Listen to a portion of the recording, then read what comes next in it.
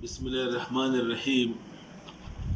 I am Dr. Muhibbullah Wazir, and the topic is the pericardium. The pericardium is a fibroserous sac which encloses the heart. Lungs are enclosed in the pleura. The intestine and abdominal contents are enclosed in the peritoneum, and the heart is being enclosed in pericardium.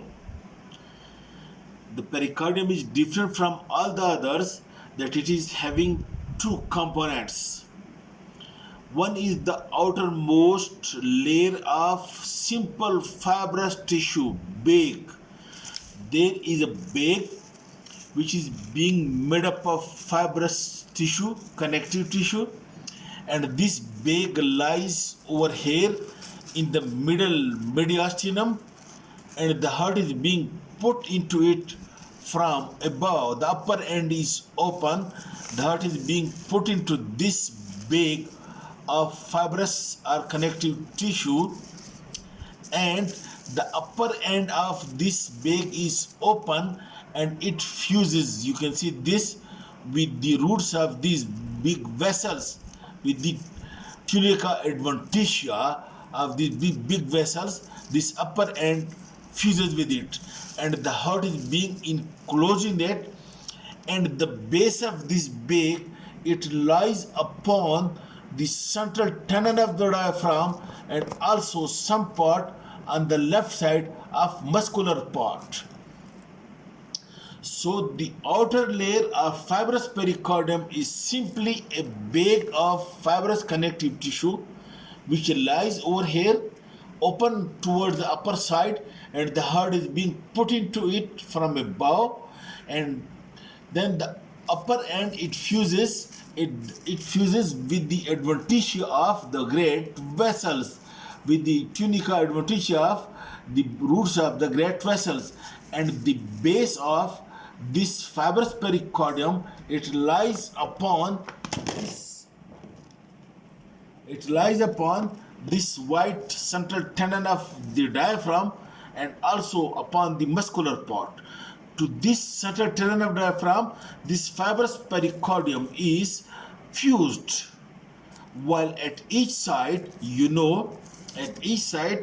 there are lungs and mediastinal pleura, so it places this fibrous pericardium also fuses with the mediastinal pleura, and anterior to it you can see lies the sternum. And note that the fibrous pericardium is connected to the posterior surface of the sternum by two ligaments, one at the upper part and one at the lower part. Two loose connective tissue ligaments. The fibrous pericardium is connected to the posterior surface of the sternum and being called as the upper and lower sternopericardial ligaments, superior and inferior sternopericardial ligaments. And inferiorly, this is being connected, this is being fused with the central tenon of the diaphragm, and on each side with mediastinal pleura. Then you note one point over here again, that lying on this fibrous pleura, you can see over here is phrenic nerve, the pericardico-phrenic artery, and pericardico-phrenic vein. These three structures, it lies almost embedded in the fibrous pericardium, and it also supplies the pericardium. The phrenic nerve supplies the fibrous pericardium, and also the pericardico-phrenic artery also supplies, and some other branches of internal thoracic artery also supplies it. Some branches from the aorta also supplies it, the fibrous pericardium. Okay, now when you open the fibrous pericardium, when you open it, you will see that the heart is being enclosed in a double-layered closed sac. This double-layered closed sac, it lies over here again in the middle mediastinum, and the heart is being invaginated into it from above, so that, look, understand, look, this is the fibrous pericardium we have removed. Now this is the serous pericardium, which starts from over here. It covers the heart, and note, look, this is the left atrium. When it reaches over here to the upper border of the left atrium, from this it is being reflected again like this, and ultimately it reaches over here to fuse again with this layer. In this way, a double layered closed sac is present around the heart, which is called a serous pericardium, and it is having two layers: the outer layer, which is in contact with the fibrous pericardium, and the inner layer, which is in contact with the heart. This is visceral layer of serous pericardium, or also called as epicardium. Well, this is parietal layer of serous pericardium, which is in contact with the fibrous pericardium. Now note the point that the reflection of the pericardium is around the roots of the great vessels on the anterior side, and around at the upper margin of this left atrium on the posterior side. In this way, look, this is the two layers.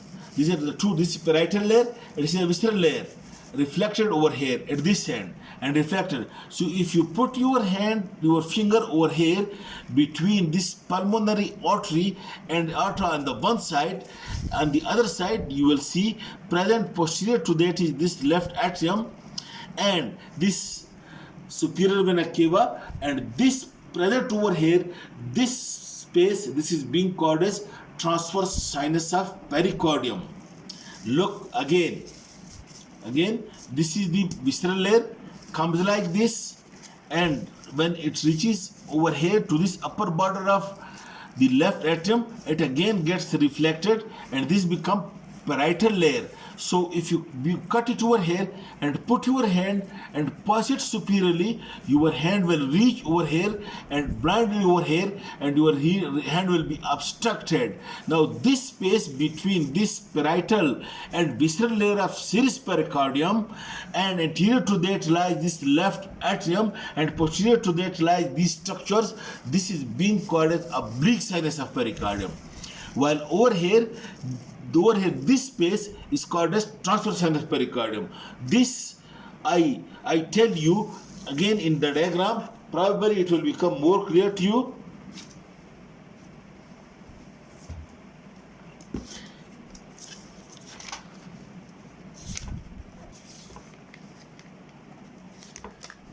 Okay, now look over here. The parietal layer of the serous pericardium is being removed, and this is the fibrous pericardium. Now the reflection on the posterior side, look, this is the left ventricle and this is the left atrium, and these are the four pulmonary veins. Okay, this you can see. This is on the posterior side. Look, these are the four pulmonary veins. Okay, these are four pulmonary veins, and this is inferior vena cava, this is superior vena cava. You put your hand between the serous, the visceral and parietal layer, your hand will obstructed over here, and the reflection over here, look, it is in the form of word J. Look this. Again, there are the four pulmonary veins. This is the inferior vena cava, this is superior vena cava. The parietal layer is being removed, and now you can see this cul-de-sac present over here.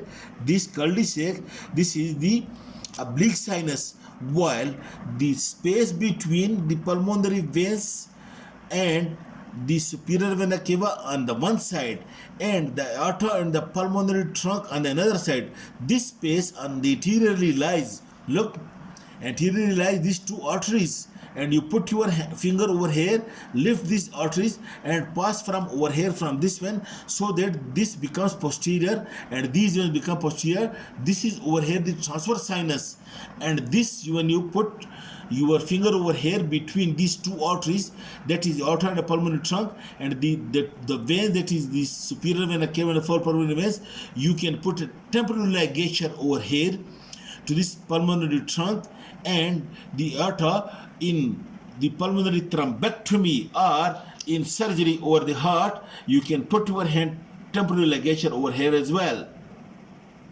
And this is the oblique and transverse sinus of the pericardium.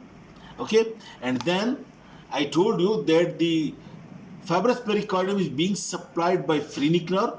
The parietal layer of serous pericardium, which is in contact with the fibrous pericardium, that is also being supplied by the phrenic nerve. That's why it is somatic nerve, it is pain sensitive, and the pain is being transmitted toward the root of the neck. While the visceral pericardium or epicardium, which is in contact with the heart itself, that is supplied by autonomic nerves, that is being supplied by autonomic nerves, and it is not pain sensitive. While the pain of the angina or pain of the heart, which we call it as angina pain or ischemic heart attack, that is actually the pain of the muscle or the pain of the vessels, which is being transmitted by sympathetic nerves.